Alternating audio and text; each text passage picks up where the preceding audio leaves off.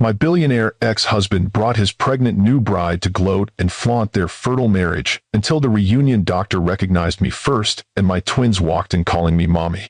Ellie, what a surprise to see you here. Drew's voice cut across the reunion ballroom, his arm wrapped possessively around his visibly pregnant wife's waist. You remember Heather, right? We're expecting twins, actually. I forced a polite smile as every eye in the room turned toward us. Congratulations. Funny how life works out, he continued, patting his new wife's stomach. Turns out all I needed was a wife who actually works properly. Heather giggled, clearly rehearsed. Drew says we're so blessed. Some women just aren't meant to be mothers. Before I could respond, Dr. Pearson appeared beside me. Ellie Carter, my star student, still saving lives in pediatrics? He hugged me warmly, then glanced at Drew with unmistakable coldness. Bennett. Interesting timing. We were just discussing genetic inheritance patterns. Drew's smile faltered. What's that supposed to?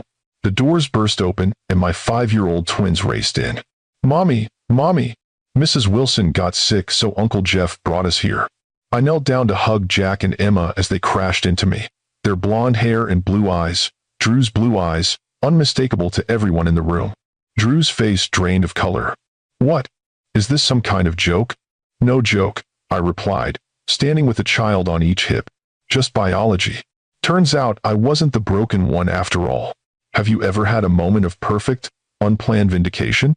That instant, when someone who hurt you deeply suddenly realizes they've been wrong all along?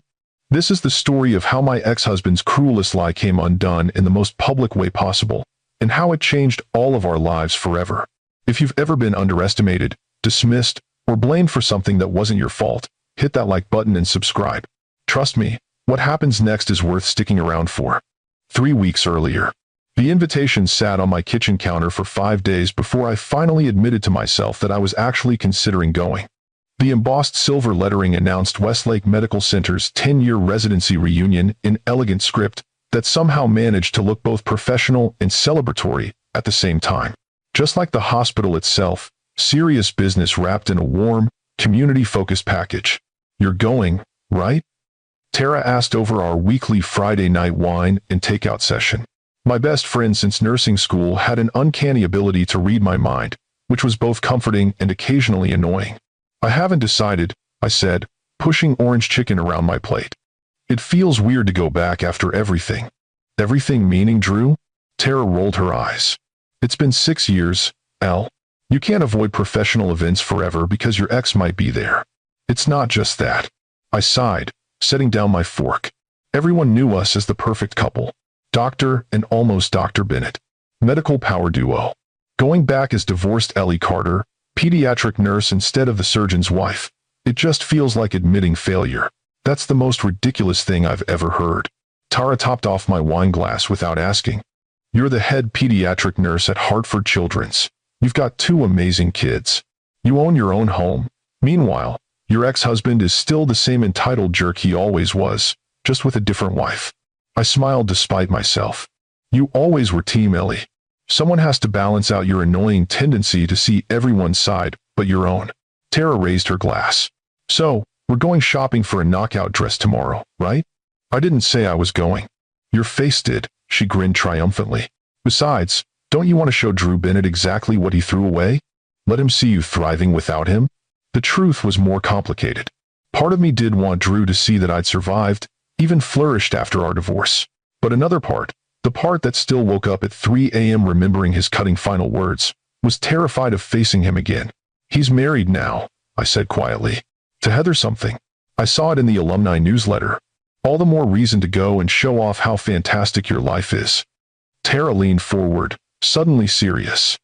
Listen, Elle, you spent 3 years of your marriage letting Drew make you feel like you weren't enough. Don't give him the power to keep you away from your colleagues and mentors. Dr. Pearson asks about you every time I see him at inter-hospital conferences, you know? He does? This genuinely surprised me. Dr. Michael Pearson had been my attending during my nursing residency, a brilliant pediatrician who'd become a mentor and friend. When everything fell apart with Drew, I'd avoided many of my old connections out of shame and pain, Dr. Pearson included. He thinks you're one of the most talented pediatric nurses he's ever worked with. Tara's expression softened. Not everyone saw you as just Drew's wife, Ellie. Some people actually valued you for you. That night, after Tara left and I'd checked on the twins, sleeping soundly in their matching twin beds, Jack's arm flung dramatically over his face. Emma curled around her favorite stuffed otter.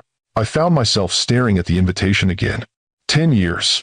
A decade since I'd started my residency at Westlake Medical Center, met Drew Bennett during an emergency pediatric consult, and begun the journey that would give me both my greatest heartbreak and my greatest joys. The twins were the unexpected miracle after that heartbreak. My beautiful 5-year-olds with their father's striking blue eyes and my stubborn chin. The children I'd been told I would never have, by the very man who had helped create them. That was the irony that still cut deep sometimes. For 3 years, Drew had blamed me for our inability to conceive, called me broken, defective, only to leave me for another woman and discover, 6 weeks after our divorce was finalized, that I was pregnant with twins. His twins, conceived during our last desperate attempt to save our failing marriage. I never told him about the pregnancy. After the things he'd said, the way he discarded me, I couldn't bear to give him the satisfaction of knowing that he'd been wrong, that I could conceive after all. Or worse, watch him try to take my babies from me out of spite or pride.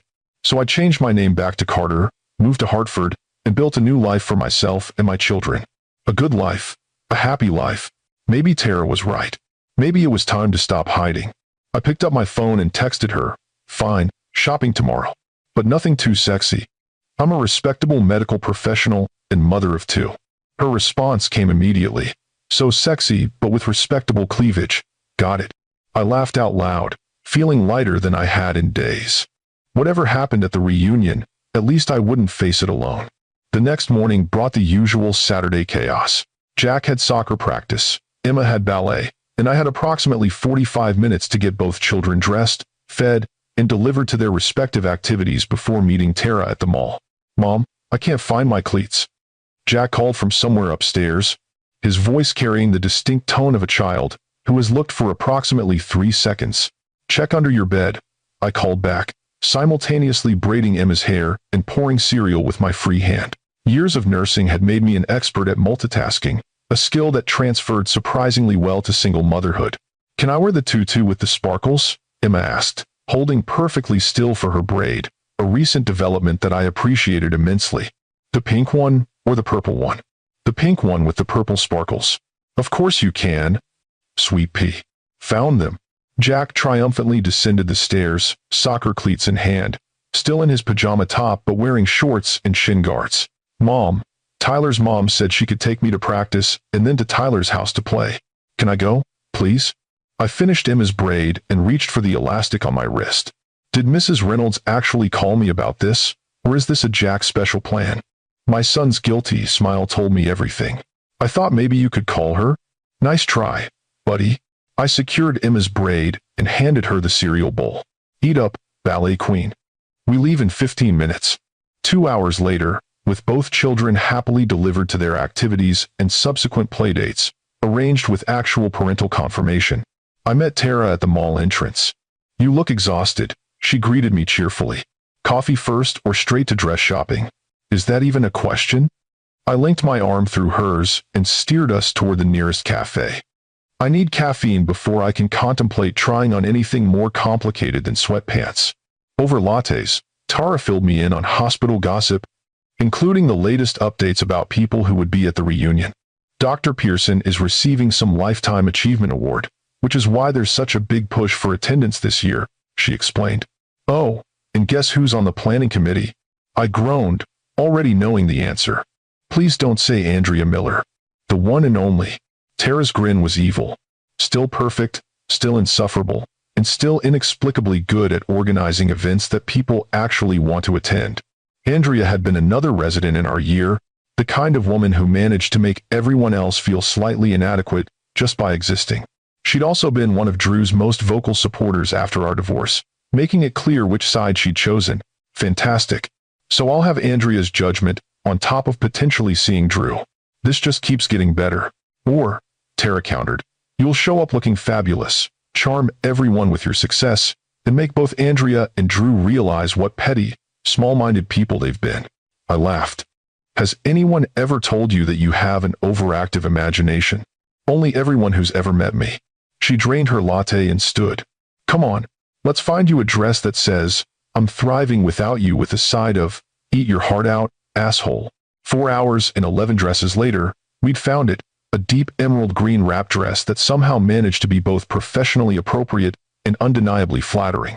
The color made my hazel eyes look more green than brown and complemented my auburn hair, which I'd finally grown out from the practical bob I'd maintained during my marriage at Drew's preference. He's going to choke on his champagne when he sees you, Tara declared as I emerged from the fitting room. If he's even there, he might skip it, you know? With an award for Dr. Pearson? Not a chance. I studied my reflection critically. Drew would never miss an opportunity to network with the hospital board.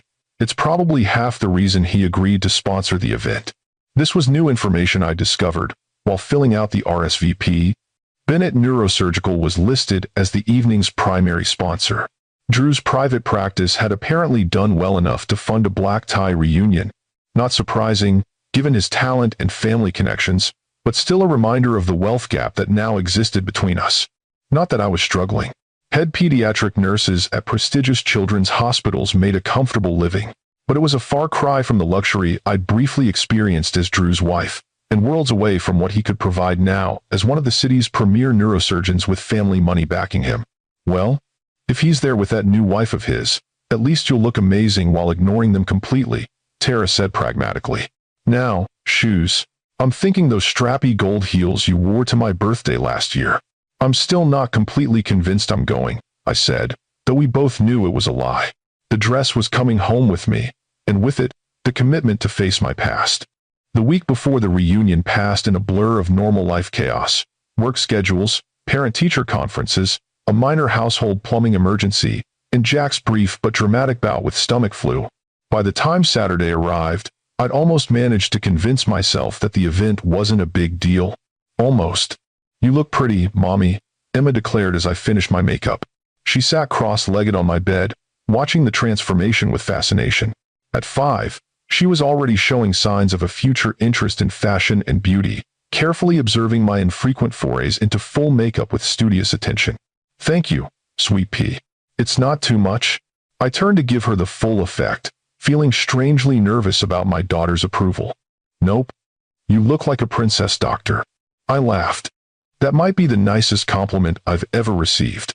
Jack, less interested in my appearance, poked his head into the bedroom. Is Mrs. Wilson here yet? She promised we could make pizza. She'll be here in about 10 minutes, I assured him. And yes, I left all the pizza ingredients in the fridge, labeled and everything. Mrs. Wilson was our regular babysitter, a retired elementary school teacher who lived 2 doors down and treated the twins like the grandchildren she rarely got to see. She was reliable, caring, and most importantly, the twins adored her. Now, you two be good for Mrs. Wilson, okay? Mommy will be home before midnight. Can we wait up? Jack asked, though we both knew the answer. Not tonight, buddy. But I'll come kiss you both when I get home, even if you're asleep. Promise? Emma's eyes, so much like my own, looked up trustingly, crossed my heart. I made the gesture solemnly, our special pact. Mrs. Wilson arrived right on schedule, armed with her famous chocolate chip cookies and endless patience. After running through emergency contacts, bedtime routines, and the all-important pizza-making instructions, I found myself out the door and in my car with no more excuses to delay. The drive to Westlake Medical Center took 30 minutes, each mile increasing the flutter of anxiety in my stomach. I hadn't set foot in the hospital since leaving 6 years ago, when the sight of its familiar corridors had become too painful after the divorce. Too many memories of Drew, of us, of the life I'd thought we were building together. The main hospital parking lot had been transformed for the event, with valet service and elegant lighting guiding guests toward the conference center entrance. A large banner announced celebrating 10 years of excellence, alongside the Westlake logo and, more prominently, the Bennett Neurosurgical emblem. Of course, Drew would ensure his practice got maximum visibility. Some things never changed. I handed my keys to the valet and smoothed down my dress, giving myself a final mental pep talk. I could do this. I would walk in with my head high, greet old colleagues warmly, and show everyone that Ellie Carter was doing just fine. Ellie? Ellie Carter? Is that you? I turned to find Dr. Michael Pearson approaching, his familiar kind face now sporting more gray hair than I remembered, but the same warm smile that had guided countless residents through their training. Dr. Pearson. The genuine pleasure in my voice surprised me. It's so good to see you. The pleasure is entirely mine. He embraced me warmly, then stepped back to look at me properly. Hartford Children's doesn't know how lucky they are to have stolen you from us. I hear you're doing remarkable work with their pediatric trauma program.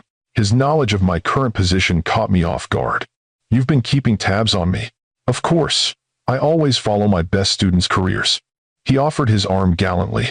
Shall we brave this circus together? I'm told I have to make small talk for at least an hour before I'm allowed to escape. I laughed, taking his arm gratefully. The price of being the guest of honor, I suppose. Don't remind me. All this fuss for simply doing my job for 30 years. He guided me toward the entrance. I'm much more interested in hearing about your work. That paper you co-authored on pediatric anxiety management during trauma care was brilliant. As we entered the elegantly decorated conference center, I felt some of my anxiety ease. Dr. Pearson's genuine interest in my career, his respect for my work, was a powerful reminder that not everyone had defined me by my relationship with Drew. The space had been transformed with soft lighting, elegant floral arrangements, and circular tables surrounding a small dance floor and stage. A string quartet played quietly in one corner, while white-jacketed servers circulated with champagne and hors d'oeuvres. I spotted several familiar faces immediately, colleagues from my residency, nurses I'd worked alongside, doctors I'd assisted. To my surprise, many greeted me with genuine warmth, asking about my current position and seeming genuinely interested in my responses. Ellie Carter, you actually came. I turned to find Andrea Miller approaching, perfect as ever in a designer dress, her blonde hair styled in an elegant updo.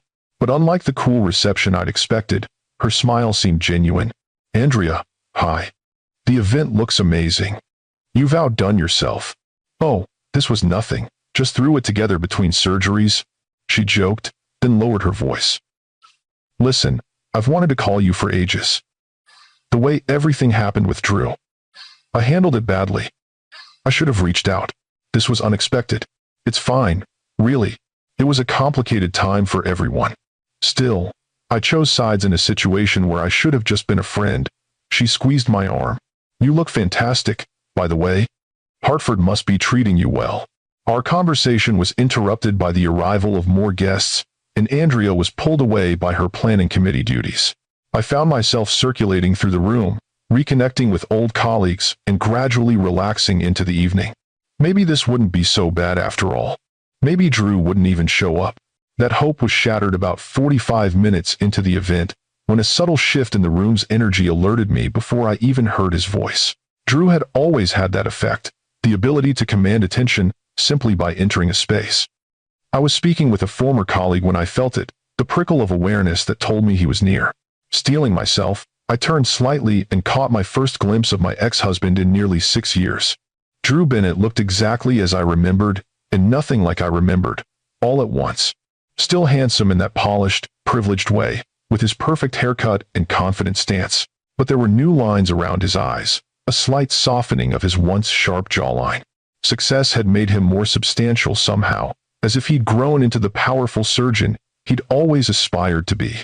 And beside him, her hand possessively tucked into the crook of his arm, stood a beautiful blonde woman in an expertly tailored maternity dress that showcased her very pregnant belly. Heather. The woman he'd left me for. The woman who was now carrying his child, the child I'd never been able to give him. Or so he thought. My heart pounded painfully as they made their entrance, accepting congratulations and admiring comments about the pregnancy. I turned away, hoping to delay the inevitable encounter, but fate had other plans. Ellie, what a surprise to see you here. Drew's voice cut across the space between us, instantly silencing the conversations nearby. Everyone knew our history. Everyone wanted to see the reunion of the divorced couple. I forced myself to turn, to smile politely as they approached. Drew, congratulations on your sponsorship. The event looks lovely. Yes, well, giving back to the community is important to us. The plural caught my attention, us, not me.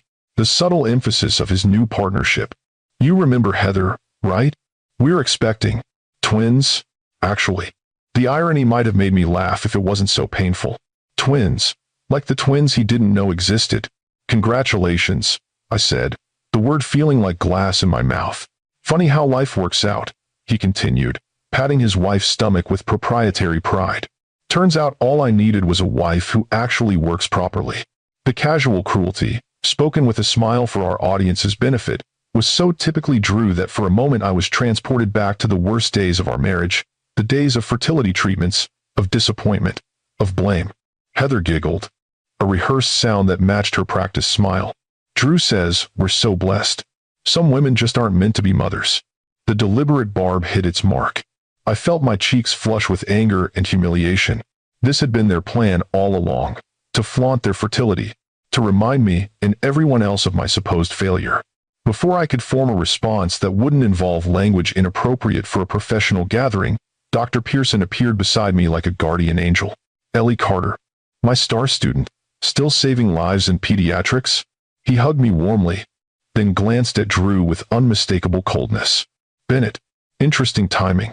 We were just discussing genetic inheritance patterns. The subtle dig wasn't lost on Drew, whose smile faltered slightly.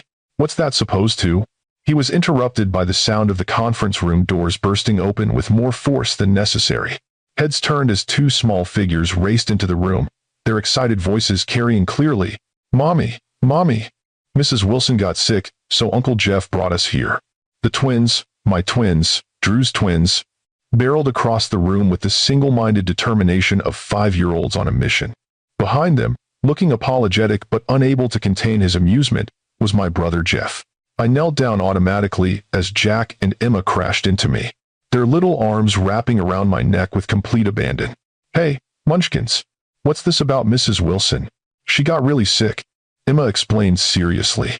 "Like, throwing up sick, all over the kitchen," Jack added with the delight only a 5-year-old boy could take in such details. "So Uncle Jeff said he'd take us to get ice cream, but then he got a call that he has to go to work, so he brought us here instead." I looked up at my brother, who shrugged helplessly. "Sorry, El, emergency at the firehouse. I tried calling your cell, but it went straight to voicemail." "It's fine," I assured him, though fine was the furthest thing from what I was feeling at that moment. Because over the tops of the twins' heads, I could see Drew's face, the shock, the confusion, the dawning realization as he took in their features. Jack and Emma, with their blonde hair several shades lighter than my auburn, their striking blue eyes, identical to Drew's own. The shape of their jaws, the set of their ears, the dimple in Jack's left cheek that appeared when he smiled, all undeniably Bennett family traits. "What? Is this some kind of joke?" Drew's voice had lost its confident edge, replaced by something shaken and uncertain. I stood, keeping the twins close to my sides. "No joke," I replied, finding strength in their presence. "Just biology. Turns out I wasn't the broken one after all." The silence that fell over the immediate vicinity was profound. Heather looked between the twins and Drew, her expression cycling through confusion, disbelief, and the beginnings of anger. "You have children?" she finally managed, her voice high with tension. "Drew, you have children?" I don't."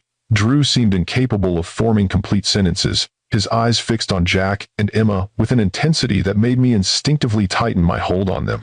Dr. Pearson, bless him, chose that moment to intervene. "Well, this seems like a conversation that might benefit from a more private setting."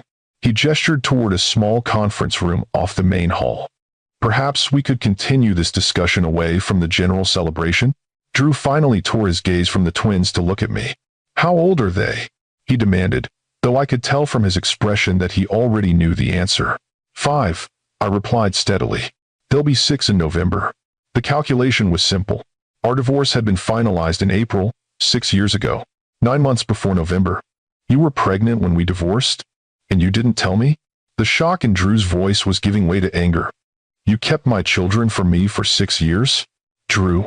Heather's voice cut through his building rage, her hand gripping his arm tightly. "Not here. Not like this." For once, I found myself grateful to the woman who'd replaced me. She was right.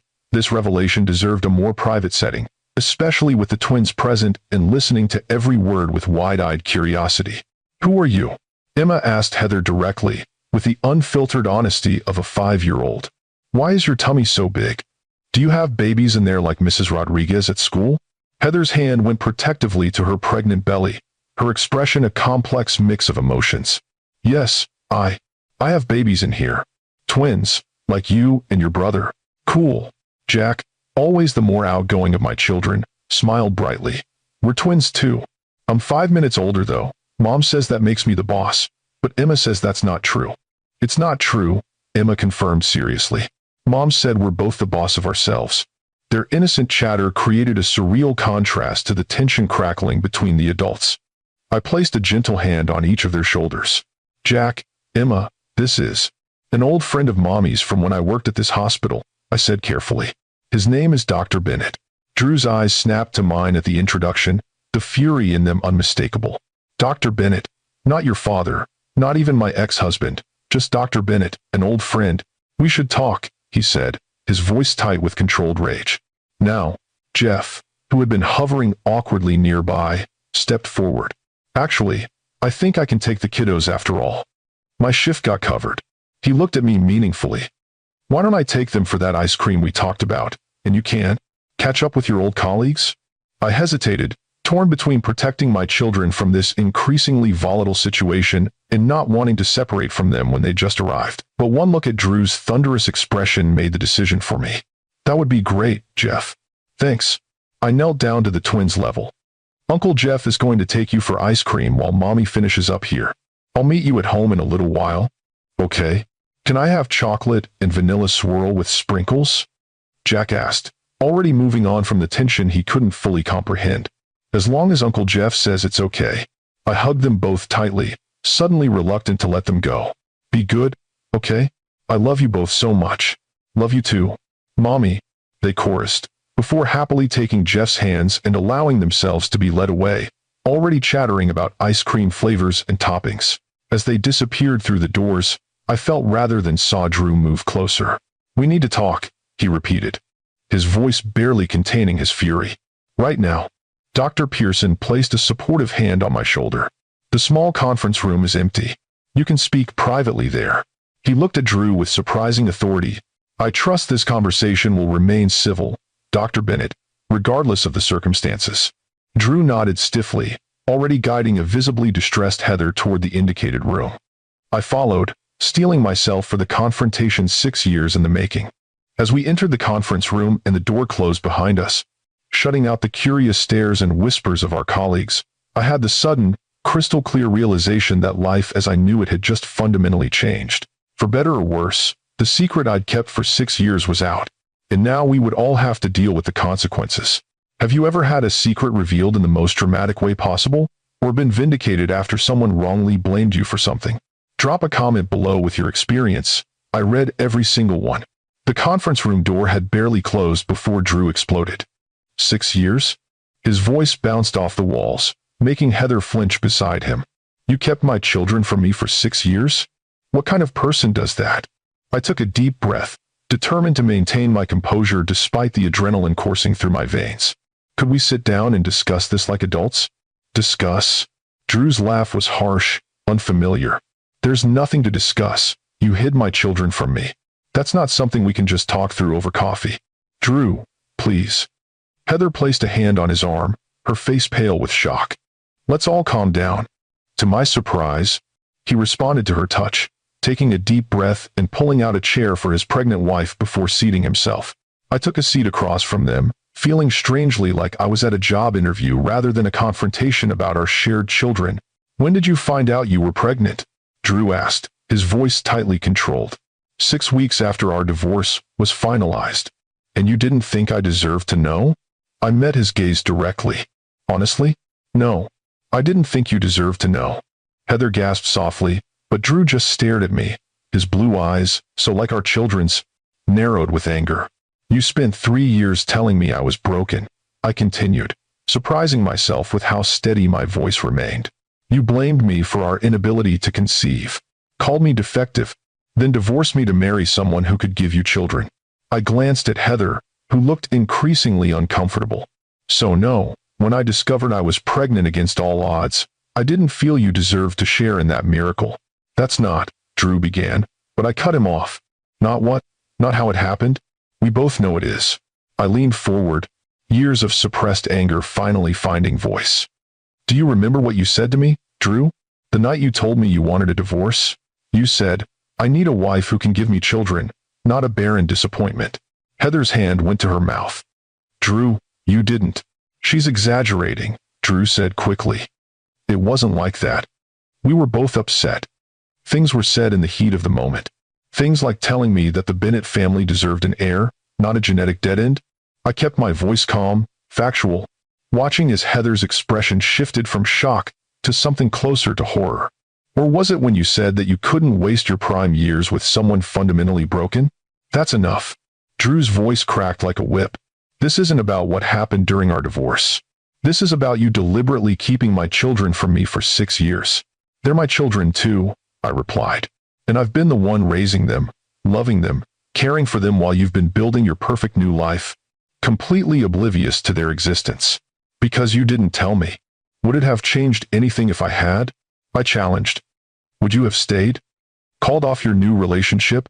Or would you have just tried to take them from me too, like you took everything else? Drew's face flushed with anger. I would have been their father. I would have supported them, been part of their lives. Like you supported me through 3 years of fertility treatments? The bitter laugh escaped before I could stop it. You mean the way you held my hand through hormone injections, then went straight to your girlfriend when the latest round failed? Heather's head snapped toward Drew. You were seeing someone while she was undergoing fertility treatments? The moment of reckoning I'd imagined for years was playing out differently than I'd expected. I'd thought confronting Drew would be about defending my decision to keep the twins from him. Instead, I was watching his carefully constructed narrative crumble in front of his new wife. It wasn't like that, Drew said again, but with less conviction. Ellie and I were already having problems. The fertility issues were just the final straw. So you've said. I stood, suddenly tired of the whole conversation. Look, I didn't plan for this to happen tonight. I didn't come here to ambush you or ruin your evening. But now that you know about Jack and Emma, we need to figure out how to move forward. Move forward? Drew stood as well, towering over me as he always had. You think we can just move forward from this? You kept my children from me for 6 years, Ellie. 6 years I can never get back. And whose fault is that? I met his gaze without flinching. You walked away from me when I couldn't give you what you wanted. You don't get to act betrayed when the universe proved you wrong. This isn't about the universe. It's about you deliberately hiding my children. Our children. I corrected him. And yes, I kept them from you. I won't deny that or apologize for it. After what you put me through, I made the decision I thought was best for them and for me. Best for them? Drew's laugh was ugly. How is growing up without a father best for any child? Better than growing up with a father who considers them a miracle when he once considered their mother defective for not producing them on demand. I picked up my purse, ready to end this conversation. I need to go. My brother has my children, and it's past their bedtime. This isn't over, Ellie. Drew's voice had shifted from angry to calculating, the tone I recognized from his surgical strategizing. I have rights. They're my children too. You're right, I acknowledged, surprising him. They are your children. And we'll need to figure out what that means going forward. But tonight isn't the time for that conversation. I turned to Heather, who had remained silent, one hand protectively cradling her pregnant belly. I'm sorry you had to find out about our history this way. Whatever happened between Drew and me, it's in the past. I wish you and your babies well. Without waiting for a response, I walked out, keeping my head high as I passed through the main reunion space where curious eyes followed my exit. I spotted Dr. Pearson by the door and paused briefly. Thank you, I said simply, for being there earlier. He squeezed my hand. Are you all right? I will be. I managed a small smile. It was bound to happen eventually. He was wrong, you know. Dr. Pearson's voice was low, meant only for my ears. About you being the fertility problem. I saw both your charts back then, when you were trying. This revelation stopped me cold. What?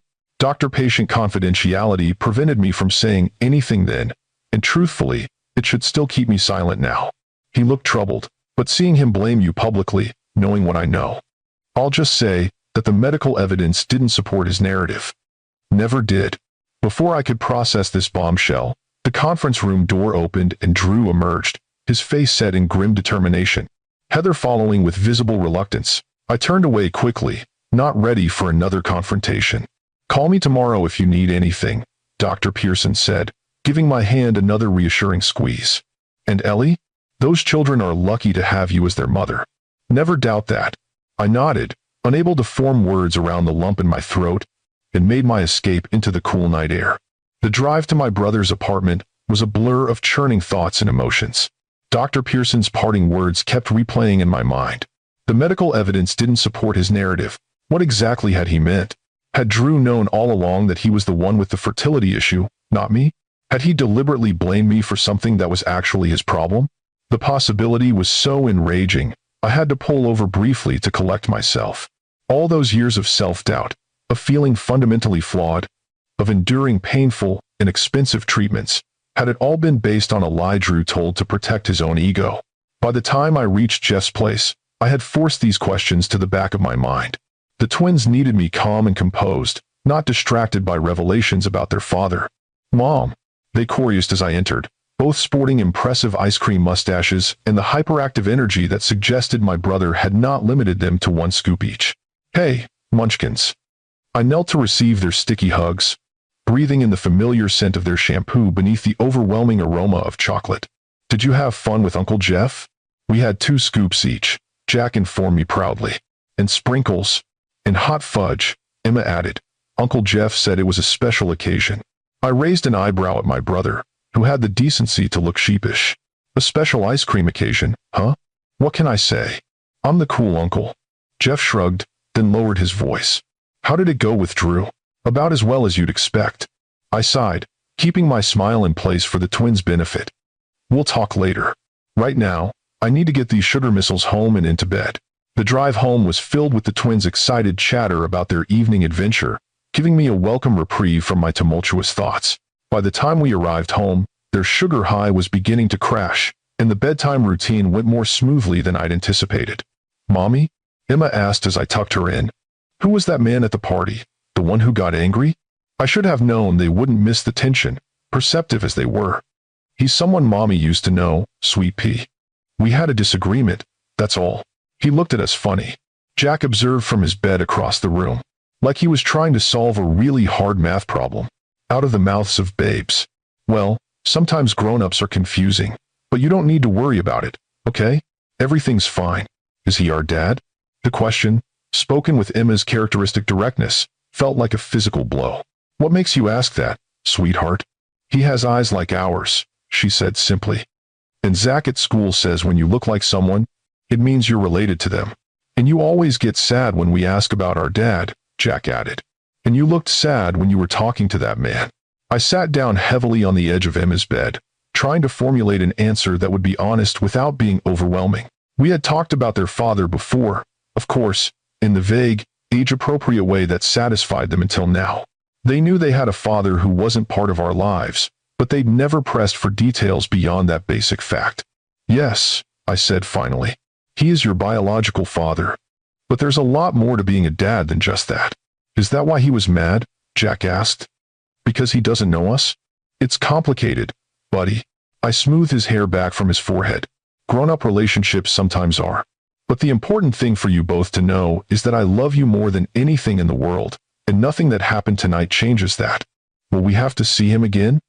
Emma's voice held a note of anxiety that broke my heart. "I don't know yet. We'll have to figure that out together, okay? But whatever happens, we're a team. The 3 of us. The 3 musketeers," Jack said sleepily, repeating our family motto. "That's right. All for one and one for all." I kissed them both, lingering a moment longer than usual. "Now get some sleep. We'll talk more tomorrow." Once they were settled, I retreated to the kitchen and poured myself a generous glass of wine. The evening replayed in my mind like a movie I couldn't stop. Drew's shock, Heather's distress, Dr. Pearson's cryptic revelation. The doorbell rang just as I was contemplating a second glass. Checking the security camera I'd installed, when we first moved in single mom, paranoia had its practical applications. I was shocked to see Heather standing on my porch, alone and looking distinctly uncomfortable. For a moment, I considered pretending I wasn't home, but curiosity won out over caution. I opened the door, wine glass still in hand. "Heather, this is unexpected. I'm sorry to show up unannounced." She looked as uncomfortable as I felt. "But I think we need to talk." Woman to woman, I hesitated, then stepped back to let her in. "The twins are asleep. We'll need to keep our voices down." She nodded, following me to the kitchen where I offered her a seat at the island. Water? Tea? I'd offer wine, but I gestured to her pregnant belly. Water would be great, thanks. She accepted the glass I handed her, taking a sip before setting it down carefully. I want you to know that Drew doesn't know I'm here. He thinks I'm at home resting after the eventful evening. Why are you here then? Because I need to hear your side of the story. She met my gaze directly. I've spent 3 years hearing Drew's version of your marriage. Tonight made me realize there might be significant parts he's left out. I studied her, trying to gauge her sincerity. Heather Bennett was everything I wasn't, tall, blonde, classically beautiful in a way that turned heads. But there was something in her expression that seemed genuine, a determination to find the truth, whatever it might be. What exactly do you want to know? Everything. She rubbed her belly absently. The fertility treatments, the divorce, the pregnancy. I need to understand what really happened. I took a long sip of wine, considering my options. I could send her away, refuse to dredge up the painful past for a woman who, until tonight, I considered my replacement and rival. Or I could tell her the truth, all of it, and let her make her own judgments about the man she'd married. It's a long story, I warned. I have time. She settled more comfortably on the stool, one hand still protectively cradling her belly. All right then. I took a deep breath. Drew and I met during my nursing residency at Westlake. I was 25. He was 28, and just finishing his neurosurgical fellowship. I found myself transported back to that first meeting, as vivid in my memory as if it had happened yesterday instead of 11 years ago. It had been a hectic night in the pediatric emergency department. A 10-year-old boy had been brought in after falling from a tree, presenting with symptoms that suggested a possible intracranial bleed. Dr. Pearson had called for a neurosurgical consult, and Drew had answered the call. I'd been the one to brief him when he arrived, impressed despite myself by his focus and efficiency as he reviewed the scans and examined the patient. There had been no hint of the arrogance that often characterized surgeons, especially those in the more prestigious specialties. Instead, he'd asked for my observations, actually listened to my assessment, and thanked me for the thorough workup. The boy needs surgery, he'd decided. But you caught this quickly. That was good work, Nurse Carter. Ellie Carter. Good work, Nurse Carter. His smile had transformed his serious face, making him suddenly, startlingly handsome. I have a feeling we'll be working together again. He'd been right. Over the next few months, our paths crossed frequently, professional interactions gradually giving way to coffee in the hospital cafeteria, then dinner after shared shifts, then a life outside the hospital walls. Drew had been charming, attentive, ambitious in a way that seemed admirable rather than off-putting. His family's wealth and status were apparent, in the car he drove, the clothes he wore, the ease with which he navigated social situations that left me feeling like an imposter. But he never made me feel less than him, at least not at first. We got engaged after a year, I told Heather, who was listening with rapt attention. Married 6 months after that. His family wasn't thrilled. They'd expected him to marry someone from their social circle, not a nurse from a middle-class family in Connecticut. But Drew insisted that he wanted a wife who understood his work, who shared his passion for medicine. When did you start trying for children? Heather asked. Almost immediately after the wedding. Drew was very clear that he wanted children, specifically a son to carry on the Bennett name. His family has this whole legacy thing, generations of doctors, family money, social standing. A son was part of that legacy, not a daughter. Heather's hand moved protectively over her belly. A son first, then maybe a daughter, I clarified. Drew had it all planned out. We'd have our first child by the time he established his private practice, spaced them 2 years apart. Perfect family to match the perfect career. I remembered how reasonable it had seemed at the time. A clear, organized plan for our future. I'd been so in love, so eager to build the family Drew envisioned, that I hadn't questioned the rigid timeline or the assumptions behind it. But things didn't go according to plan. I continued. 6 months passed, then a year. No pregnancy. That's when the questions started. The tests. The increasingly invasive procedures. The memories of that time still had the power to make my chest tighten with phantom pain. The constant cycle of hope and crushing disappointment. The calendar tracking my fertility with clinical precision. The way sex had transformed from an expression of love into a scheduled medical procedure. At first, Drew was supportive. He came to appointments, held my hand through the early tests.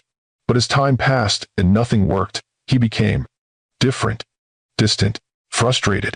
Did they ever find a specific cause for the fertility issues? Heather asked, her voice carefully neutral. I thought about Dr. Pearson's words earlier that evening. The medical evidence didn't support his narrative. Initially, they said it was unexplained infertility. But as the testing continued, Drew began focusing on some marginal issues with my hormone levels. Nothing definitive, nothing that should have prevented conception entirely, but enough for him to fixate on. I paused, looking at Heather directly. Did Drew ever get tested for fertility issues? Something flickered across her face. Discomfort, perhaps uncertainty. He said it wasn't necessary, that his family had never had fertility problems, and the doctors had already identified issues on your side. That's what he told me too. I took another sip of wine. But I never saw the results. He said he'd taken care of it, that the doctors had confirmed he was fine. Heather's expression shifted subtly. We did IVF, she admitted quietly. For this pregnancy, Drew said it was because of my age, I'm 36, but the doctor mentioned something about male factor infertility during our consultation. When I asked Drew about it, he dismissed it as a misunderstanding. The confirmation of what I'd begun to suspect hit me like a physical blow. Male factor infertility, all those years, all those painful treatments, all that blame, and Drew had been the one with the fertility issue all along. He knew, I whispered, the realization dawning with awful clarity. He must have known, even back then. What happened next? Heather prompted, her expression troubled. After the fertility treatments weren't working, I gathered my thoughts, pushing aside the anger that threatened to overwhelm me. The third year of our marriage was difficult. Drew was working longer hours, coming home later. I was going through increasingly aggressive fertility protocols. We were growing apart, but I thought it was just the stress of the treatments, the disappointment of each failed cycle. I didn't tell her about the nights I spent crying alone, the way Drew would flinch away from my touch, the gradually increasing criticism about everything from my appearance to my career choices. Some details were too painful, too personal to share, even in this strange moment of connection with my replacement. Then one night, Drew didn't come home at all.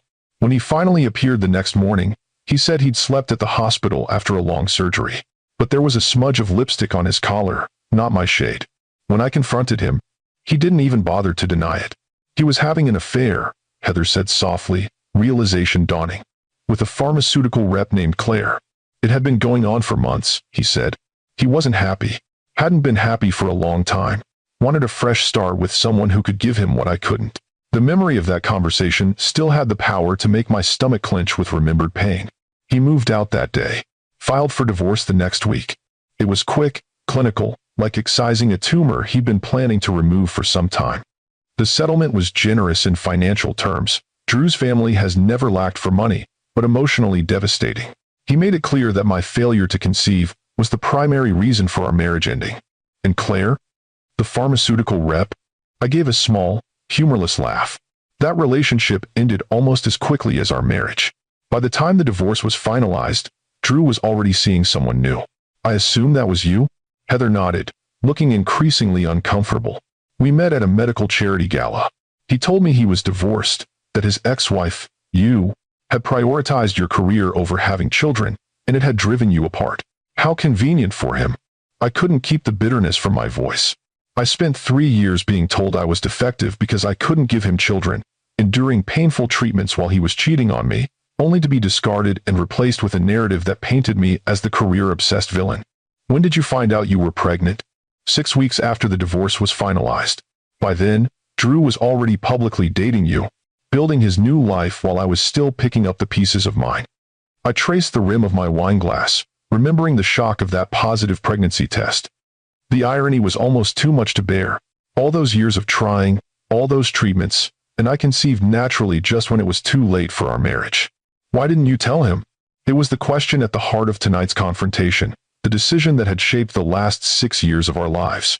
At first, I was just in shock. Then angry. Furious that my body had finally done what we'd been trying to make it do for years, only after Drew had given up on me.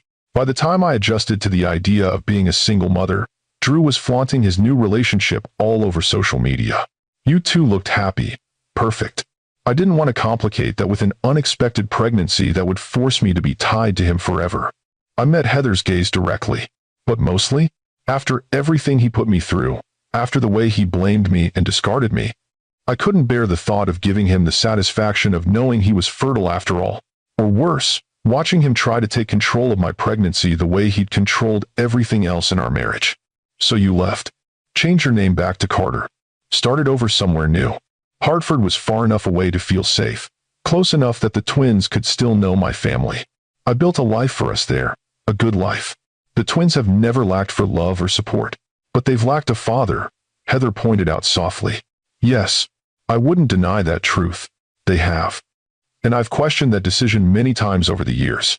But every time I considered reaching out to Drew, I remembered how cruelly he'd treated me, how easily he'd discarded me when I couldn't give him what he wanted. And I couldn't bring myself to invite that kind of conditional love into my children's lives. Heather was silent for a long moment, both hands now cradling her pregnant belly as if protecting her unborn twins from the complicated reality she was discovering. Thank you, she said finally, for telling me all this. For being honest. You deserve to hear the whole story. I set down my empty wine glass. What will you do now? I don't know. She looked troubled, vulnerable in a way that made it impossible for me to resent her. Drew and our marriage isn't what I thought it was. Not just the fertility issues he concealed, but the way he treated you, the lies he told me about your relationship. It makes me question everything.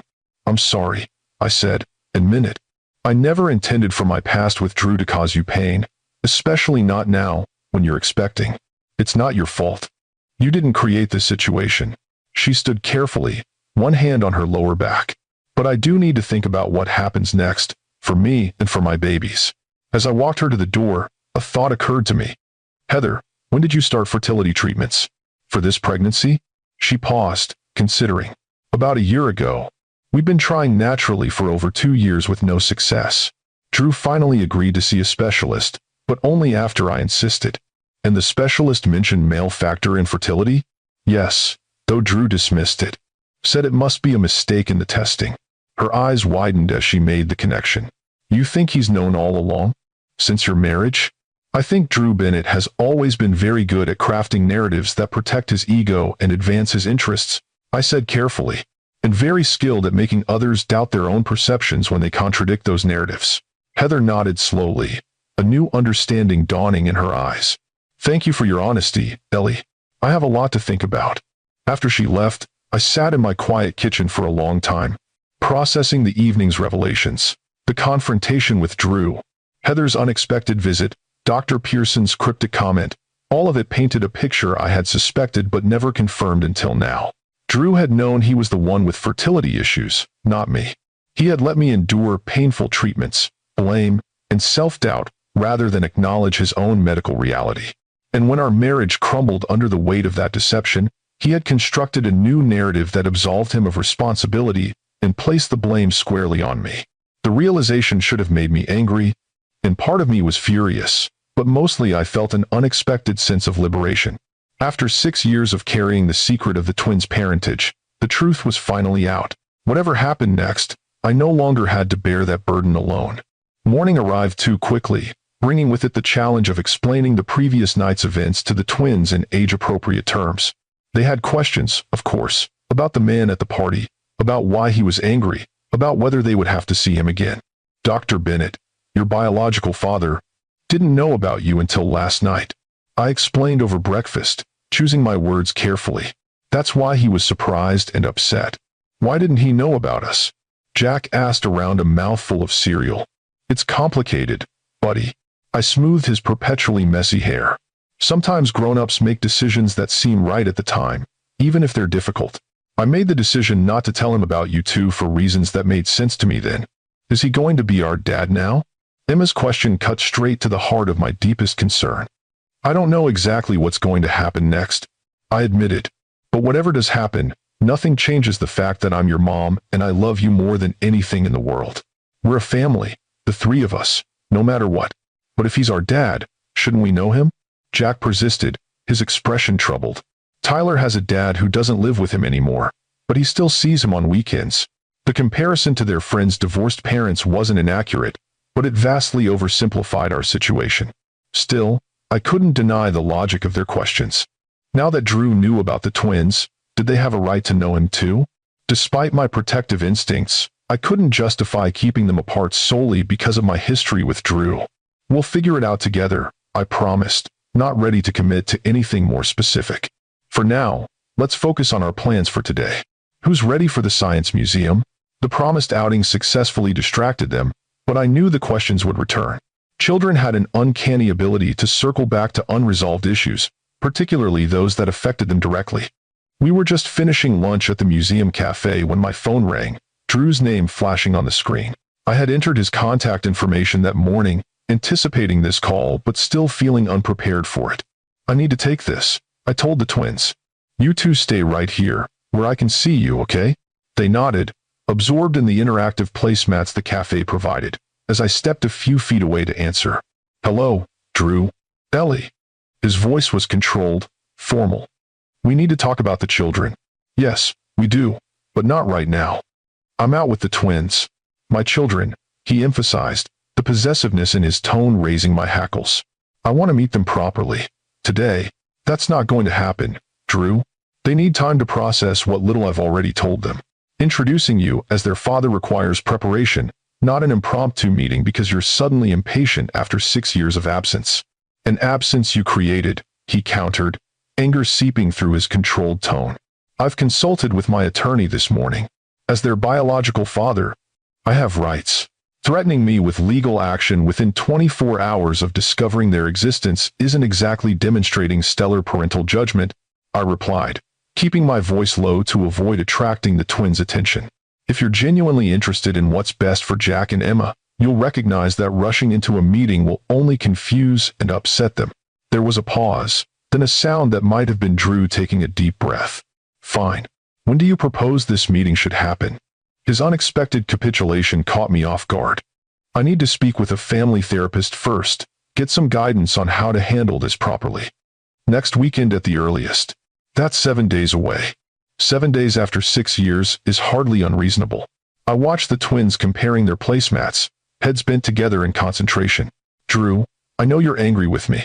You have every right to be. But Jack and Emma are real people with feelings and needs, not pawns in whatever game you think we're playing. If you genuinely want to be part of their lives, you need to put their well-being first. Another pause, longer this time. I want to know more about them, he said finally, his tone softening slightly. What they like, what they're interested in, who they are. The request was reasonable enough, and perhaps a positive sign that he was thinking of them as individuals rather than just extensions of himself. Jack loves soccer and dinosaurs and anything to do with space, I found myself saying. He's outgoing, makes friends easily, always has a story to tell. Emma's quieter, more thoughtful. She loves art and animals and asking questions about how things work. They're both incredibly smart, curious about everything. They sound amazing, Drew said, and for the first time since our confrontation, I heard something genuine in his voice, a hint of wonder, perhaps even pride. They're the best parts of both of us. Do they know anything about me? Before last night, they knew they had a father who wasn't part of our lives. We hadn't discussed the specifics. I hesitated, then added, they recognized themselves in you immediately. Emma noticed your eyes matched hers. She's observant. Very. Takes after her father that way. The acknowledgement hung between us, a small concession in what promised to be a difficult negotiation about our children's future. I'll wait until next weekend, Drew conceded.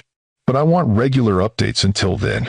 Photos, if you're willing to share them, and I want a formal agreement about my role in their lives moving forward. That seems reasonable.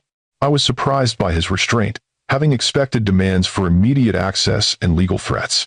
I'll consult with an attorney about establishing a formal custody and visitation agreement. But Drew, you should know, they've never known any home but the one I've made for them. Any arrangement needs to prioritize their stability and emotional well-being. I understand that. His tone remained measured. Contrary to what you might think, Ellie, I do want what's best for them. They're my children too. As we ended the call with tentative plans to speak again the following day, I felt a strange mix of relief and apprehension. The conversation had gone better than I'd feared, but I harbored no illusions that the road ahead would be smooth. Drew Bennett was not a man accustomed to compromise or concession, regardless of how reasonable he might sound in a single phone call. Who was that, Mommy? Emma asked as I rejoined them at the table. That was Dr. Bennett, I said, deciding that honesty, carefully modulated, was the best approach. He'd like to meet you both properly sometime soon, because he's our dad? Jack's directness matched his sister's. Yes, because he's your biological father. But we're going to take things slowly. Make sure everyone's comfortable with each step forward. Does he like dinosaurs? Jack asked, his priorities exactly what you'd expect from a 5-year-old boy. I don't know, I admitted. But that's something you could ask him when you meet. Does he have other kids? Emma's question was more pointed, cutting to a concern I hadn't anticipated. Not yet, but his wife is expecting twins, like you two. You might have half-siblings soon. This information required processing, their small faces scrunching in concentration as they considered the implications. So we'd be the big kids? Jack finally asked, perking up at the thought. Yes, you would be. But the babies won't be ready to play for quite a while after they're born. That's okay. I can teach them about dinosaurs when they're bigger. Jack returned to his placemat, seemingly satisfied with this plan for future sibling relations. Emma, always more perceptive about emotional undercurrents, studied my face carefully. Are you sad, Mommy? Not sad, sweet pea. Just thinking about a lot of things. I smoothed her hair, so like her father's in color but with my natural wave. Change can be complicated for grown-ups sometimes. Are we going to change families? No. On this point, I was absolute. We are a family, you, me, and Jack. Nothing changes that. Ever. We might be adding some new connections, but our core family stays exactly the same. She nodded, accepting this assurance with the trust that both humbled and terrified me. Whatever happened with Drew, I had to ensure that trust was never betrayed. As we finished our lunch and headed toward the dinosaur exhibit, Jack's choice, my phone buzzed with a text message from Heather. We need to talk again. Drew went to see a lawyer this morning. Things are moving quickly. Please call me when you can. I pocketed the phone, promising myself I'd call her that evening after the twins were asleep. Whatever was happening between Drew and Heather was their business, but if it affected my children, I needed to be informed. The rest of the day passed in a blur of museum exhibits, ice cream, and the normal chaos of life with 5-year-old twins. By the time I tucked them into bed that night, my own exhaustion was bone deep, a combination of physical tiredness and emotional strain from the previous 24 hours. I waited until I was certain they were asleep before calling Heather back, settling onto my couch with a cup of tea in the knowledge that whatever she had to say would likely complicate my life further. Ellie? She answered on the first ring, her voice tight with tension. Thank you for calling back. Is everything all right? You sounded concerned in your text. Drew is. He's not handling this well. She sighed heavily. He spent the morning with his attorney, discussing his parental rights and something called retroactive child support, where you might actually owe him money because he didn't know about the children. I nearly choked on my tea. That's absurd. He can't possibly think a court would award him money for children he never supported because he didn't know they existed. I don't think it's about the money. It's about control, power, punishing you for keeping the twins from him. Her voice lowered. Ellie, I need to tell you something important. After I left your house last night, I did some digging. Found medical records Drew had hidden in his home office. Records from when you were married. My heart began to pound. What kind of records? His fertility testing from 7 years ago. The results showed significant male factor infertility, low sperm count, poor motility. The doctor noted that natural conception would be extremely difficult, recommended IVF with ICSI as the only realistic option. The confirmation of what I'd begun to suspect hit me like a physical blow. He knew. All along, he knew he was the problem, not me. Yes. And based on the dates, he knew before he started blaming you, before the most intensive fertility treatments you underwent. Her voice shook with what sounded like anger. He let you believe you were defective when he knew otherwise. The betrayal was staggering, even after all these years. Drew had watched me suffer, physically and emotionally, through treatments I didn't need, all to protect his ego and avoid acknowledging his own medical issues. Why are you telling me this now? I asked, though I suspected I knew the answer. Because Drew is planning to fight for custody, and he'll use every advantage, his wealth, his social standing, his legal connections. You need to be prepared. Heather's voice softened. And because you deserve to know the truth. What he did to you was wrong. What he's planning to do now is wrong too. What about you? Where do you stand in all this? There was a long pause. I don't know yet. Finding out about the twins, about his fertility deception, about how he treated you. It's made me question everything about our marriage. But I'm 6 months pregnant with twins. My options are limited at the moment. I felt a surge of unexpected sympathy for this woman who had unknowingly stepped into a situation far more complicated than she'd realized. I'm sorry, Heather. You've been caught in the crossfire of something that began long before you met Drew. Don't apologize to me. If anyone deserves an apology, it's you. And your children. Her voice strengthened with resolve. I can't change what Drew did to you, or what he's planning now. But I can make sure you have all the information you need to protect yourself and the twins. After we ended the call, I sat in the darkness of my living room for a long time, processing this latest revelation. Drew had lied, not just to me, but to himself, constructing a narrative where I was the flawed one, the one who needed fixing, rather than acknowledging his own medical reality.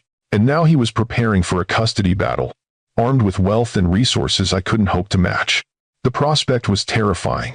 Despite my confidence in my parenting and the stable home I'd created for the twins, I knew how the legal system could favor wealth and influence over less tangible factors like emotional well-being. But I had one advantage Drew couldn't counter: the truth. And for the first time in 6 years, I had allies who knew that truth as well. Whatever came next, I wouldn't face it alone. The following week passed in a blur of lawyer consultations, conversations with a child psychologist, and careful preparations for the twins' first official meeting with their father. Drew called daily, each conversation a delicate negotiation, he pushing for more immediate access, me insisting on a thoughtful, gradual approach. They're 5 years old, I reminded him repeatedly. Their emotional well-being has to come first, not your desire to make up for lost time overnight. To his credit, Drew didn't push for a meeting before our agreed-upon weekend timeline, though his impatience was palpable in every conversation. He asked questions about the twins, their personalities, likes and dislikes, daily routines, with an intensity that suggested he was building a mental database of information to make up for the 6 years he'd missed.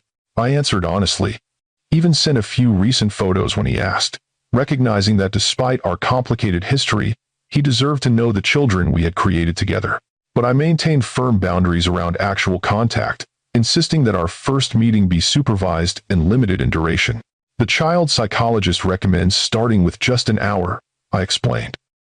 Somewhere neutral but comfortable for them. A park they're familiar with, maybe. An hour? Drew's frustration was evident. That's hardly enough time to get to know my own children. It's not about you, Drew. It's about what's best for them. I kept my voice calm, reasonable. This is just the beginning. If the first meeting goes well, we can gradually increase the time and frequency. These conversations were exhausting, requiring a level of diplomatic skill I hadn't known I possessed. But more challenging still were the discussions with my attorney, Jessica Reyes, about Drew's increasingly aggressive legal maneuvers. He's filed for emergency temporary visitation and initiated proceedings for shared physical custody, Jessica explained during our third meeting that week. His attorney is arguing that your concealment of the children constitutes parental alienation and grounds for immediate court intervention. That's ridiculous, I protested. How could I alienate children from a father who didn't know they existed? It's a stretch, she agreed. But his legal team is well-connected and aggressive. They're painting a picture of you as deliberately deceptive and untrustworthy, arguing that your past behavior suggests you can't be relied upon to facilitate a relationship between the children and their father. The injustice of this characterization burned. But Jessica's next words were even more concerning. There's also the matter of your finances versus his. The court will consider which parent can provide the more stable environment, and money doesn't equal stability, I interrupted. The twins have never wanted for anything important. They have a loving home, excellent schools, consistent routines. I know that, and any reasonable judge would recognize it too. But Drew's attorney is building a case around the advantages his resources could provide. Private schools, advanced educational opportunities, travel experiences, even specialized medical care, if needed. The implication was clear. In a contest of resources, Drew's billions would dwarf my comfortable but modest pediatric nurse's salary. So, he gets to abandon me when he thinks I can't have children, then swoop in and take the children I've raised alone because he has more money?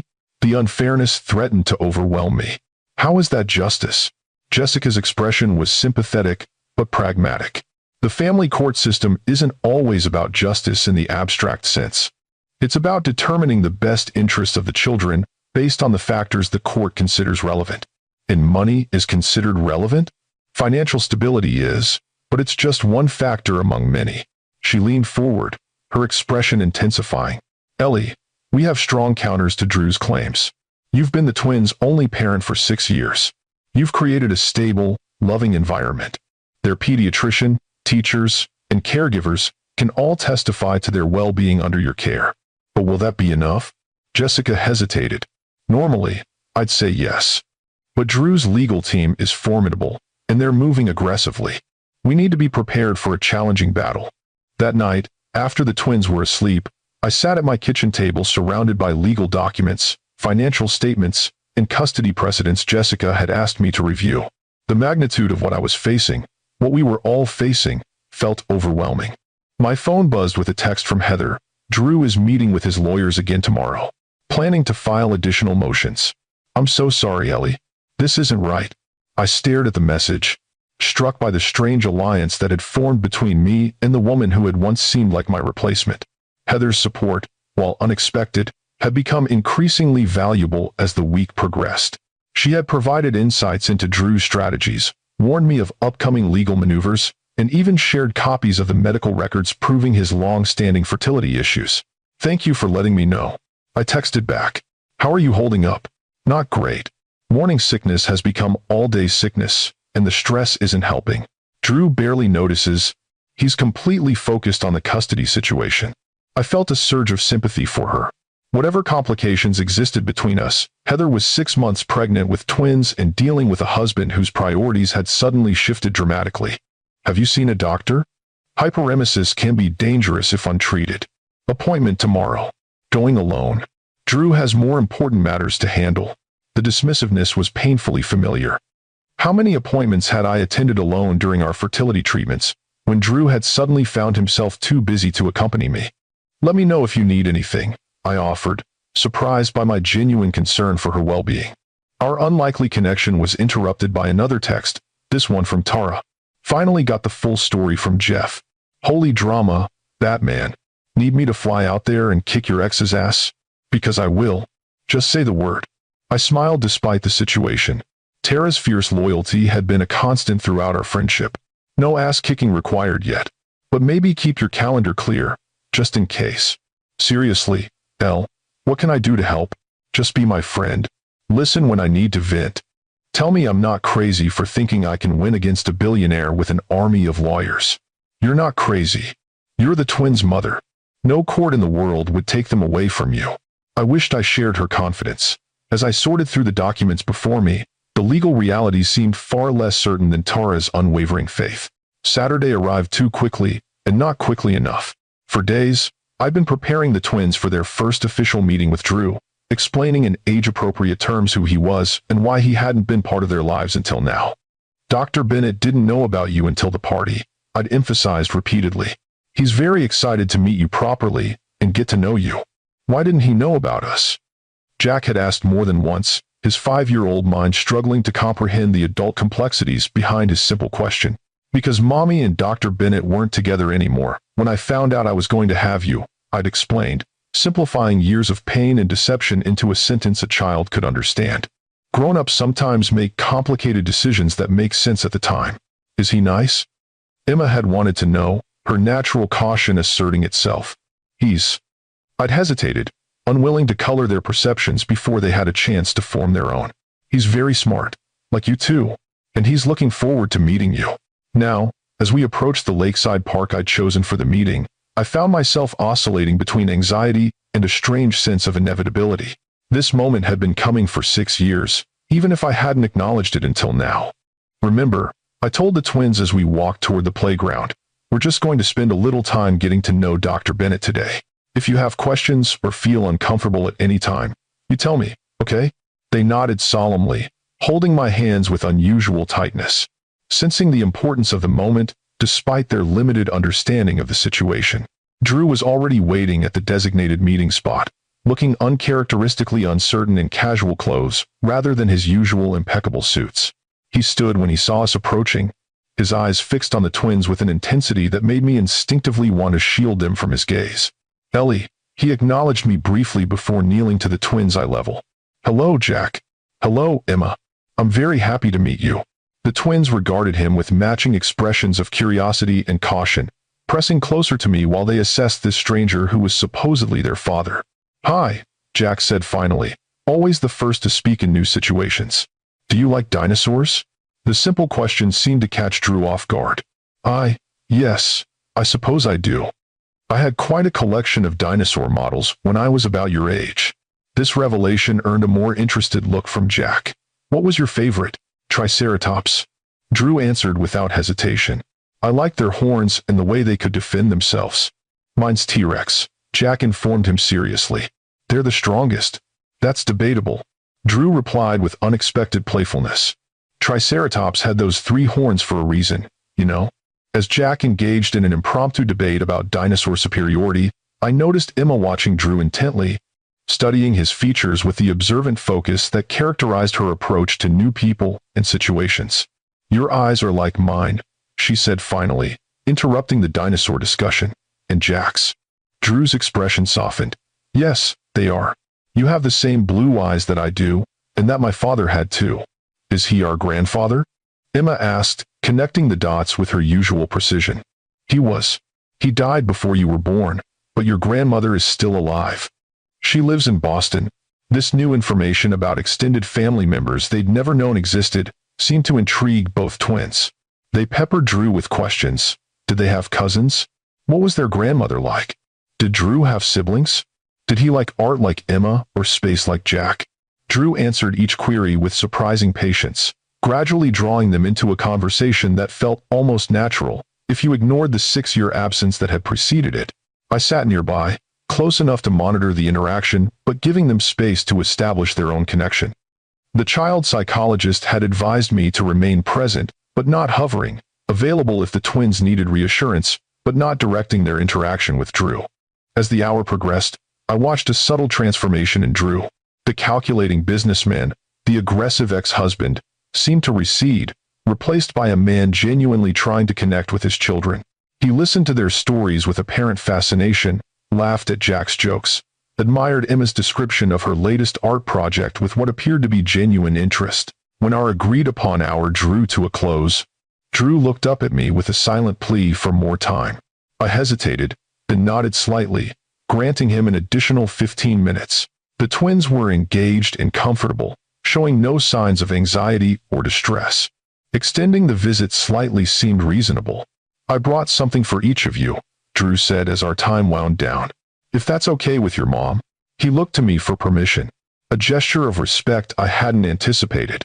I nodded, curious about what he'd chosen as first gifts for the children he was just beginning to know. For Jack, there was a detailed model of a Triceratops and T-Rex facing off, scientifically accurate rather than cartoonish. "So you can decide for yourself which one would win," Drew explained with a smile. For Emma, a set of professional quality colored pencils in a wooden case with her name engraved on it. "Your mom mentioned you love to draw. These are the kind real artists use." The gifts were thoughtful, appropriate, and clearly chosen with their individual interests in mind. The twins were delighted, thanking Drew with genuine enthusiasm that seemed to touch him deeply. As we prepared to leave, Drew addressed them directly. "I've enjoyed meeting you both very much. I hope we can do this again soon." He phrased it as a question, looking to me rather than imposing his expectations. Another small respect I hadn't expected. "Can we, Mom?" Jack asked eagerly, already attached to his dinosaur models. "We'll arrange another visit soon," I promised, watching both Drew and the twins carefully. "Maybe next weekend, if everyone's available." Drew's expression brightened. "I'd like that very much." As we walked away, the twins waving goodbye over their shoulders, I felt a complex mix of emotions. Relief that the meeting had gone well, concern about the growing attachment I could already see forming, and a strange, unexpected sadness for all the moments like this that hadn't happened over the past 6 years, moments that could never be recovered, regardless of how many visits we arranged going forward. "Did you like Dr. Bennett, Mommy?" Emma asked as we reached the car, her perceptiveness zeroing in on my conflicted feelings. "Dr. Bennett and I have a complicated history, sweet pea." but I'm glad your first meeting with him went well. I helped her buckle her seatbelt, buying time to compose my thoughts.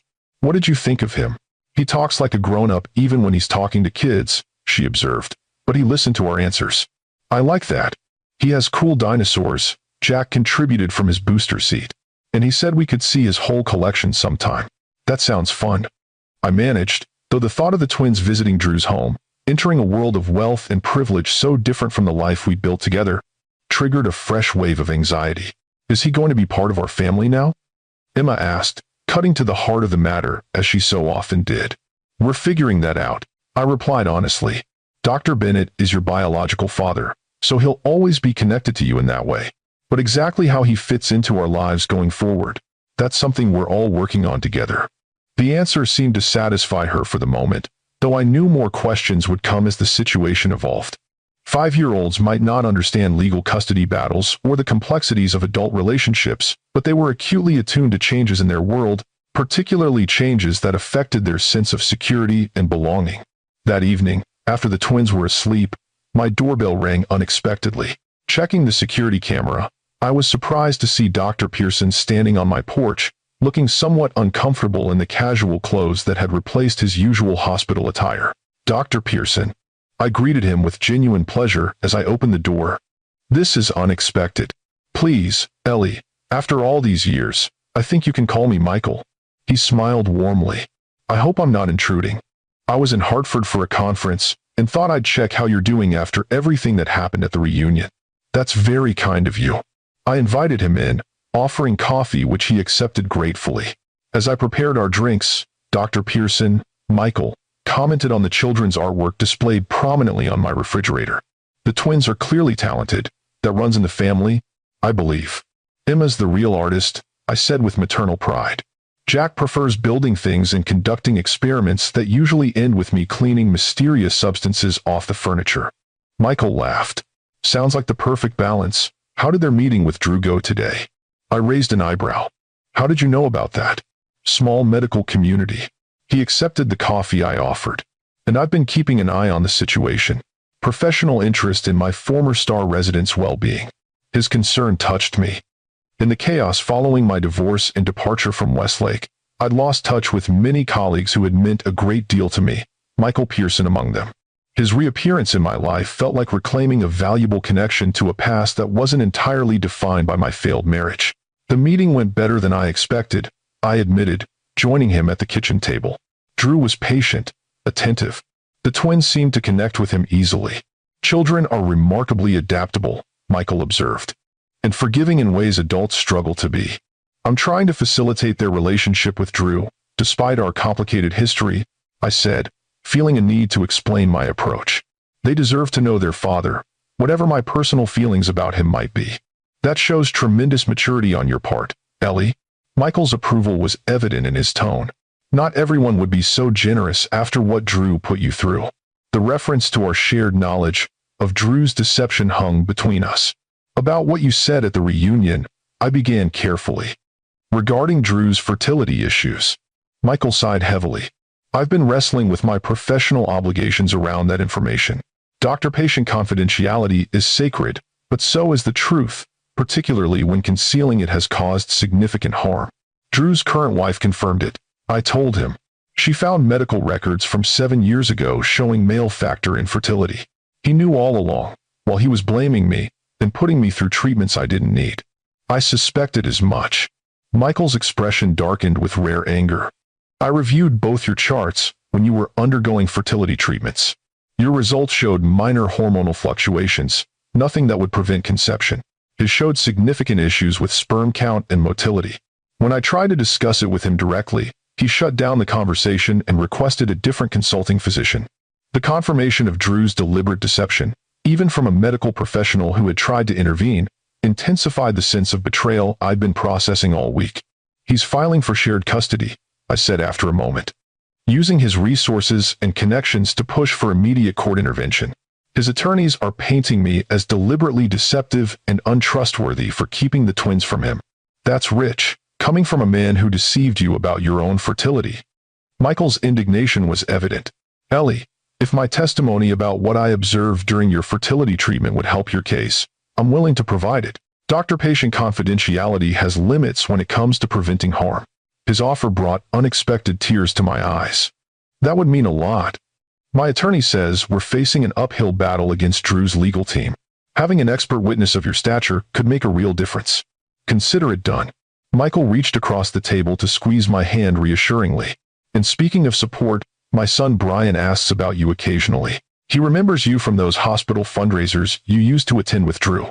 The mention of Brian Pearson triggered a vague memory of a quiet, thoughtful man a few years older than me, with his father's kind eyes and a gentle manner that had stood out among the often aggressive personalities of the hospital's social circle.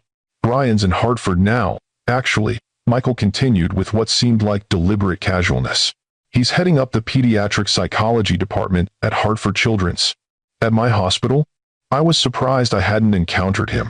I've been there for 5 years and never run into him. He joined about 6 months ago. Different wing from your department, I believe. Michael's attempted nonchalance wasn't entirely convincing. He mentioned seeing you in the cafeteria once, but didn't want to introduce himself out of context. Something about it potentially seeming strange or stalkerish. I laughed at the characterization. It would have been nice to see a familiar face, actually. Tell him he should say hello next time. I'll do that. Michael smiled, then returned to our original topic. About Drew's custody claim, what does your attorney recommend? The conversation shifted to legal strategies and practical considerations, Michael offering insights from his experience, testifying in other family court matters. By the time he left an hour later, I felt more grounded and less alone in facing the challenges ahead. The following weeks brought a whirlwind of legal proceedings, supervised visits between Drew and the twins, and an increasingly complex dance of co-parenting negotiations. Drew's initial aggressive stance gradually softened as he spent more time with Jack and Emma, his desire to be part of their lives apparently genuine despite the questionable methods he'd employed to assert his rights. Our second court hearing, 3 weeks after the reunion, marked a turning point in the proceedings. Jessica had prepared a compelling case demonstrating the stability and security I'd provided for the twins throughout their lives. Teachers, neighbors, and the twins' pediatrician all testified to their well-being under my care. But the most impactful testimony came from an unexpected quarter. The court calls Heather Bennett, the judge announced, causing a stir throughout the courtroom. Drew's head snapped up in shock as his visibly pregnant wife made her way to the witness stand, her expression resolute despite her obvious physical discomfort. Mrs. Bennett? I understand you've requested to testify today, the judge noted after Heather was sworn in. As the current wife of the petitioner, your perspective is certainly relevant to these proceedings. Thank you, Your Honor. Heather's voice was steady despite the tension evident in her posture. I felt it was important to provide context about my husband's approach to parenting and family matters based on my experience during our marriage. Drew's attorney immediately objected, arguing that marital communications were privileged and Heather's testimony potentially prejudicial. The judge overruled, noting that Heather's observations as Drew's spouse were directly relevant to his parenting capacity and family values. What followed was a methodical, devastating account of Drew's behavior during their marriage, his dismissiveness toward Heather's health concerns during her pregnancy, his prioritization of work and social status over family matters, and most significantly, his deliberate concealment of his own fertility issues while pursuing aggressive treatments for her.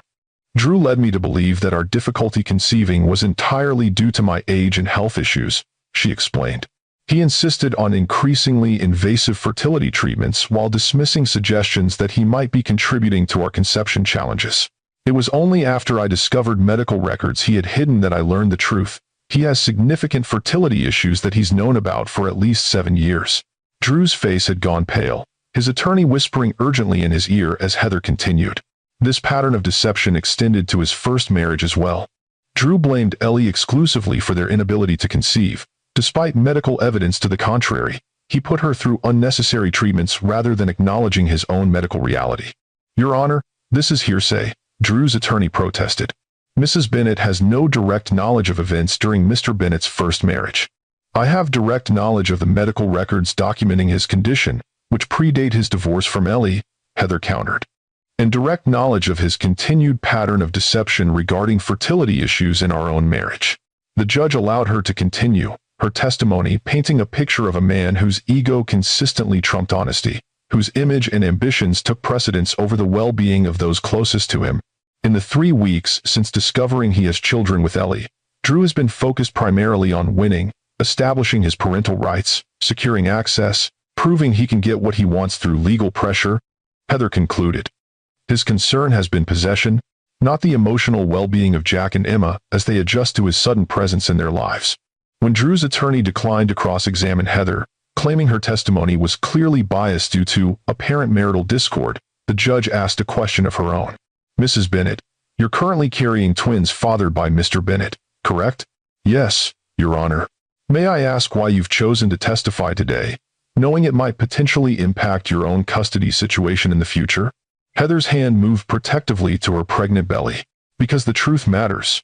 Because Ellie and her children deserve better than to have their lives disrupted by the same patterns of control and deception that I've experienced.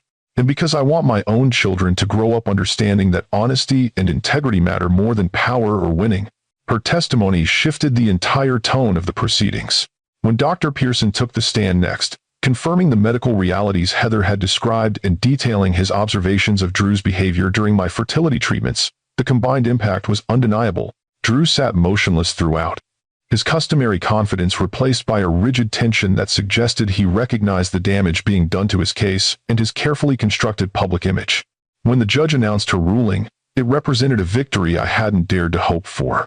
I would retain primary physical custody of the twins, with Drew granted gradually increasing visitation rights contingent upon his completion of co-parenting counseling and demonstrated respect for established boundaries.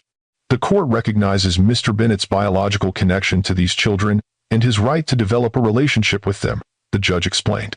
However, that relationship must be built with consideration for the children's emotional well-being and existing family structure. Miss Carter has provided a stable, nurturing environment for 6 years. Maintaining that stability while integrating Mr. Bennett into their lives requires a measured, child-centered approach.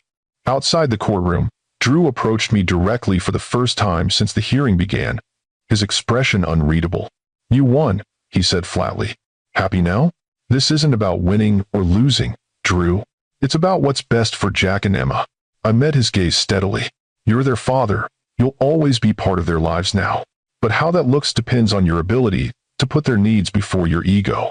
Something shifted in his expression, a flicker of recognition, perhaps even shame.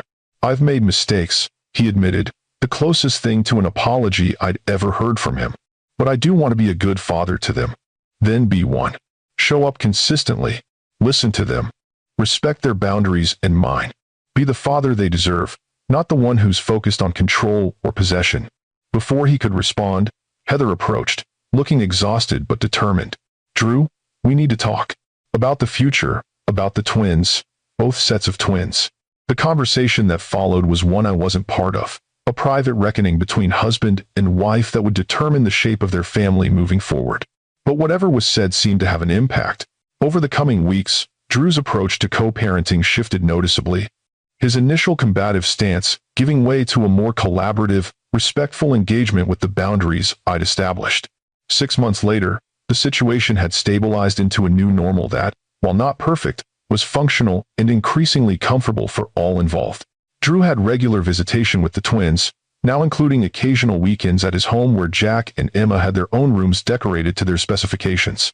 The aggressive legal maneuvers had ceased, replaced by direct communication and genuine efforts to coordinate around the children's needs and schedules. Heather had given birth to twin girls, Lily and Sophia, and while she and Drew remained legally married, they lived separately, arrangement that seemed to be working for their co-parenting relationship even as their romantic one had apparently ended.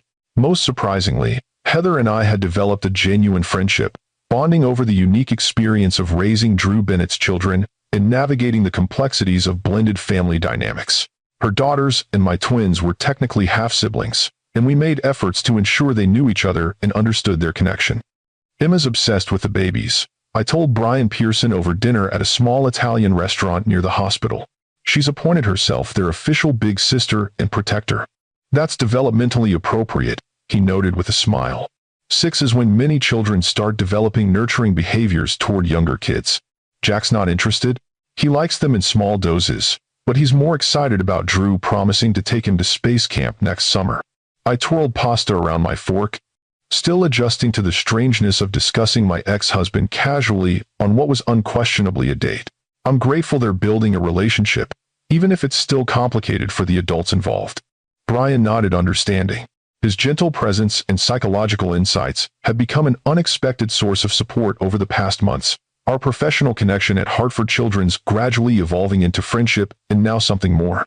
Children are remarkably resilient when the adults in their lives can set aside their conflicts and focus on providing security and consistency, he observed. Jack and Emma are lucky to have parents who've managed to do that, despite the difficult circumstances. We're trying, I acknowledged. Some days are easier than others. And how are things with Drew directly? Better since the custody agreement stabilized? I considered the question carefully. Cordial, professional, occasionally even friendly in a distant sort of way. We'll never be close, but we're figuring out how to be effective co-parents despite our history. That's significant progress from where things stood 6 months ago, Brian pointed out.